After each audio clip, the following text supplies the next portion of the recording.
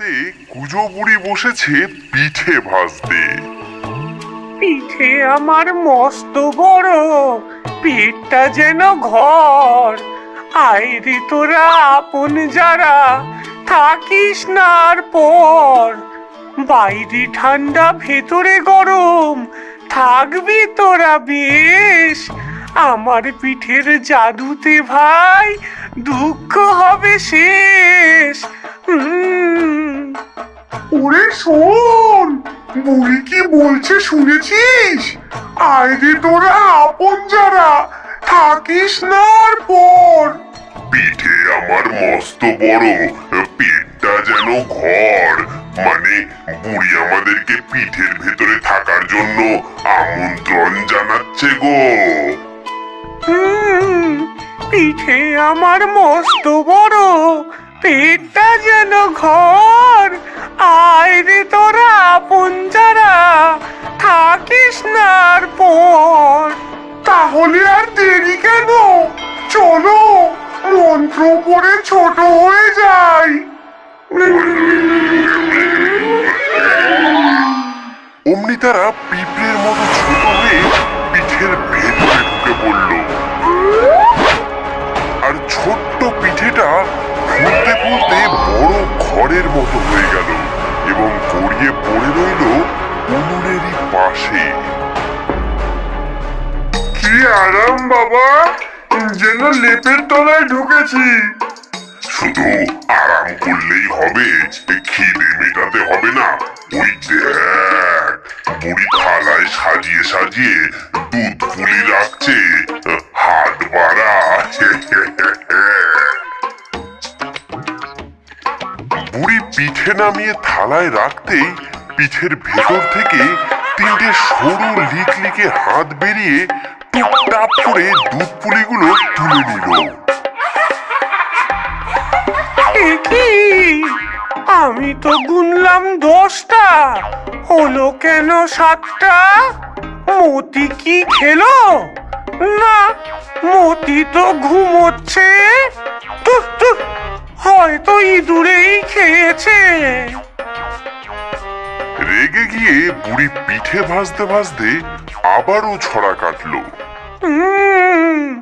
চুরি করে খাস যদি, মটকাবো ঘাড়। দাঁত দিয়ে চিবিয়ে খাবো, ভাঙবো পিঠের হাড়।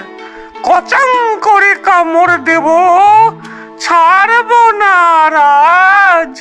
পিঠে চোরকে শিক্ষা দেওয়া আমার আসল কাজ।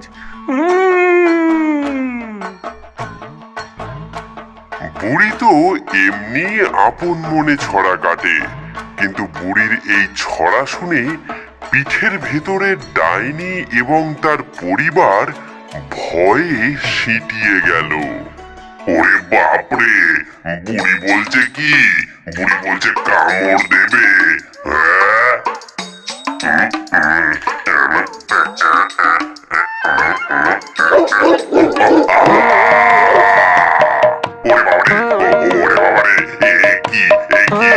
বুড়ি আমাকে কামড়ে দিল গো, বুড়ি আমাকে খেয়ে ফেললো। ওগো, বুড়ি কোনো সাধারণ মানুষ নয় গো। আমরা কি বিপদে পড়লাম গো। বুড়ি নিশ্চয়ই আমার থেকেও কোনো বড় ডাইনি। ও আমাদের খেয়ে ফেলবে গো।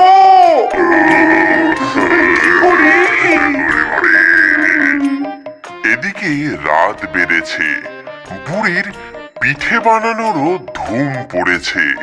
হঠাৎ বুড়ি দেখলো হাড়িতে গুড় শেষ, তার মুখ ভার হয়ে গেল। সে রেগে গিয়ে আবারও ছড়া কাটলো। হায় হায়, গুড় ফুরলো, হাড়ি হলো খালি। পিঠে আমার খারাপ হলো, কারে দেব গালি? পিঠের ভেতর আছিস যারা, শুনে রাখ তোরা। এক্ষুনি চাই নতুন গুড়ের ঠিক 10টি ঘরা। গুড় না দিলে বংশ শুদ্ধ চিবিয়ে খাবো হাড়, বটি দিয়ে কাটবো মটকে দেবো ঘাড়। বুড়ির রাগের মাথায় যেটা তার মাথায় আসে তাই নিয়েই ছড়া কাটে, কিন্তু পিঠের ভেতরে থাকা ডাইনিরা বুঝলো অন্য কথা। মাগো, বুড়ি বলছে গুড় না পেলে আমাদের চিবিয়ে খাবে। সর্বনাশ, তোমার আঙুল খেয়েছে, এবার আমাদের পালা। ওগো ওগো, আর বসে থেকো না গো, বুড়ির গুড় চাই। আমি আমি আর মার খেতে পারবো না, চলো শিগগির গ্রামের থেকে যেখানে পারি আমরা গুড় নিয়ে আসি। মাঝরাতে গ্রামের মানুষ দেখলো এক অলৌকিক দৃশ্য। 10টা গুড়ের কলসি শূন্যে ভেসে ভেসে কুজো বুড়ির উঠোনে এসে নামলো। ডাইনি পরিবার ভয়ে ভয়ে 10 ঘড়া নলেন গুড় বুড়ির উনুনের পাড়ে সাজিয়ে রাখলো।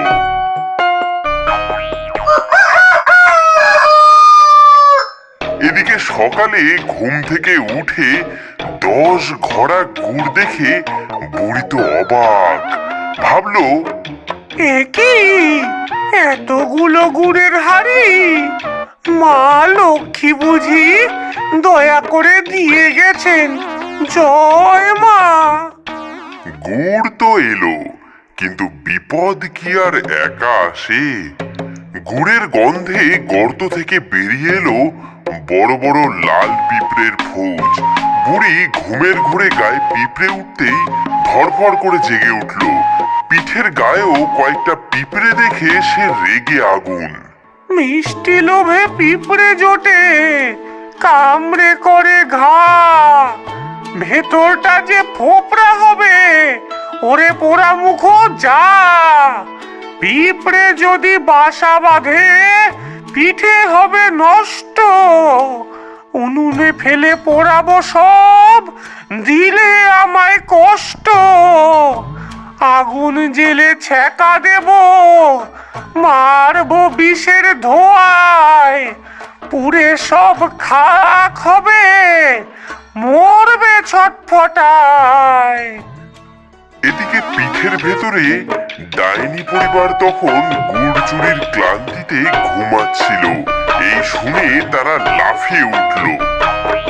ওগো ওগো খটখটি, সর্বনাশ! বুড়ি বলছে বিষের ধোঁয়া দিয়ে মারবে আমাদেরকে। আমাদের শরীরে পিঁপড়ে বাসা বেঁধেছে ভাবছে। ওমা, সত্যি যে! দেখো দেখো, ওই দেখো, পিঠের ফুটো দিয়ে দলে দলে লাল পিঁপড়ে ঢুকছে। এরা তো আমাদের কামড়ে একেবারে শেষ করে দেবে। আই, ওরে বাবা, ওরে বাবা গো, ও বাবা, এ কি জ্বালা! দূর ব্যাং, দূর! আরে চুপ কর, এখনই যুদ্ধ করতে হবে।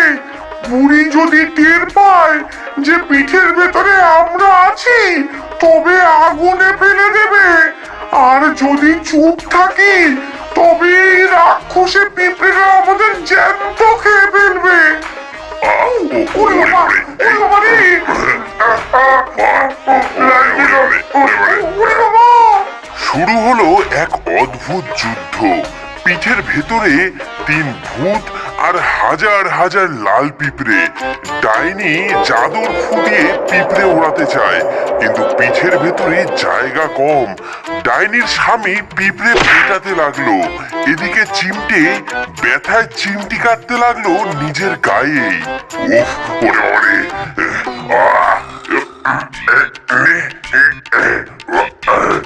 যুদ্ধ যে কতক্ষণ চলবে? ওরে বাবারে, আমার হাড় যে চিবিয়ে খেলো। ওরে বাবারে! হার মানলে চলবে না গো। বুড়ি আবার ঘুমোলে আমরা সব পিঁপড়ে বেছে বেছে বাইরে ফেলে দেবো। আজ সারা রাত আমাদের পিঁপড়ে শিকারী হতে হবে। সারা সারা রাত ধরে ডাইনি পরিবার একটা একটা করে পিঁপড়ে মেরে পিঠের ভেতরেই ফেললো। সকালবেলায় বুড়ি দেখলো পিঠের চারপাশটা পরিষ্কার, কিন্তু মেঝেতে মরা পিঁপড়ের স্তূপ। বাহ, কাল রাতে পিঁপড়ে মারার ওষুধ দিলাম নাকি, সব মরে সাফ। বিকেলে বুড়ি পিঠে পুলি বানাবে, কিন্তু নারকেল কুড়া বড়ই কষ্টের কাজ। বুড়ি বটি নিয়ে বসে বিড়বিড় করছে। ধুর, সাদা শ্বাস বের করতে হবে, ছুলবো গায়ের ছাল, কুড়ুনি দিয়ে কুড়ে কুড়ে তুলবো পিঠের খাল। সাদা জিনিস না পেলে আজ রক্ষে কারোর নাই, কুড়ুনি দিয়ে ঘষে ঘষে করবো ছাল চামড়া খাই। পিঠের ভেতরে ডাইনি পরিবার তখন ঘুমাচ্ছিল। এই শুনে তারা লাফিয়ে উঠল। ওরে হার গিলে ওঠ, বুড়ি বলছে গায়ের ছাল তুলবে, কুড়ুনি দিয়ে ঘষে ঘষে আমাদের মারবে। ও বাবা, ওই ধারালো দাঁতওয়ালা কুড়নি দিয়ে? ওরে বাবা রে! বুড়ি সাদা জিনিস চাইছে, নারকেল নারকেল, ও নারকেল চাইছে। যা যা, পাড়ার সব নারকেল চুরি করে এনে কুড়নি দিয়ে তাড়াতাড়ি কুড়ে দে, নইলে আজ আমাদের আর রক্ষে নেই। সেই সন্ধ্যায় তিন ভূত মিলে বুড়ির উঠোনে বসে ঝুড়ি ঝুড়ি নারকেল কুড়ে পাহাড় জমিয়ে দিল। জলদি জলদি করি, ওরে বাবারে, ভোর হওয়ার আগেই করতে হবে। হ্যাঁ হ্যাঁ, তাড়াতাড়ি করি, আমিও একটু হাত লাগিয়ে দিই।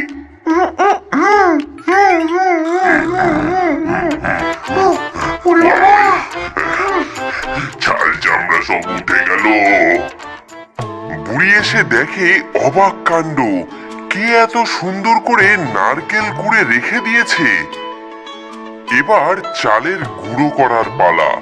বুড়ির ঢেকিটা অনেক পুরনো। বুড়ি সেটাকে পা দিয়ে দেখছে নড়বড় করছে কিনা। চালগুলো সব শক্ত ভারী, ভাঙতে হবে হাড়। ঢেকির পারে লাথি মেরে করবো গুঁড়ো সার। মট মট করে ভাঙবো সব, করবো মিহি ধুলো। কাজে যদি ফাঁকি দিস, ছিঁড়বো মাথার চুলো। মা, বুড়ি আমাদের হাড় ভাঙবে বলছে, মট মট করে গুঁড়ো করবে। ওরে ওরে চুপ কর, বুড়ি চালের গুঁড়ো চাইছে, আজ সারা রাত ঢেকি পার দিতে হবে। সারা রাত ধরে বুড়ির বাড়ির ঢেকিতে ধূপ ধাপ করে শব্দ চলল। জলদি করো, জলদি! ওরে বাবারে, আর কত কাজ করতে হবে।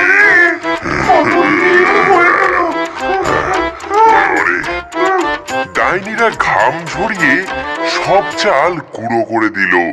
সকালে বুড়ি দেখলো তার ধামা ভর্তি মিহি চালের গুঁড়ো। সে ভাবলো দেবতারা বুঝি তার দ্বারা সন্তুষ্ট হয়ে তার উপর কৃপা করেছেন। 3 দিন ধরে ডাইনিরা খেটে খেটে আধমরা। এবার বুড়ি পিঠে খাওয়া শেষ করে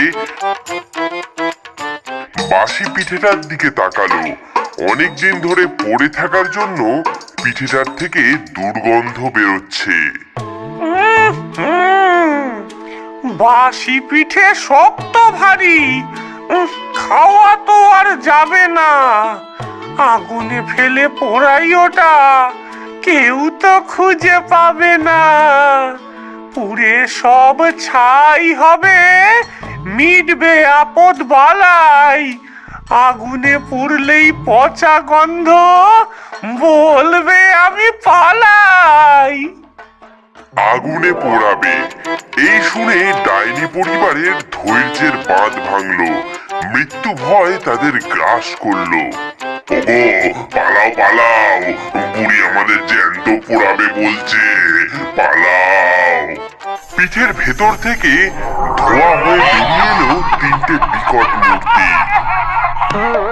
থামো থামো গো দয়াময়ী বুড়ি, আমাদের পুড়িও না, দয়া করো। দোহাই মা জননী, আমাদের মেরো না, আমরা তোমার সব হুকুম মেনেছি। আমরা 10 ঘোড়া গুঁড়ো এনে দিয়েছি, নারকেল কুড়েছি, সারা রাত ঢেকিতে চালও গুঁড়ো করেছি, তোমার সব কাজ করে দিয়েছি, তবুও আমাদের পোড়াবে। আমাদেরকে ছেড়ে দাও, দয়া করো। হ্যাঁ, ওরে বাবা রে, হুম, হুম, ও মা,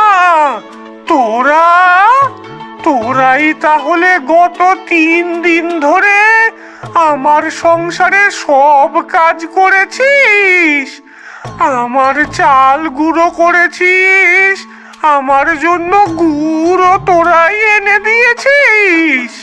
হ্যাঁ গো মা, ভেবেছিলাম কাজ না করলে তুমি আমাদেরকে চিবিয়ে খাবে, তোমার ওই জাদু দাঁতের কামড় খেয়ে আমরা বড্ড ভয় পেয়ে গিয়েছিলাম। ওরে বোকা ভূতের দল, আমি তোদের খাবো কেন?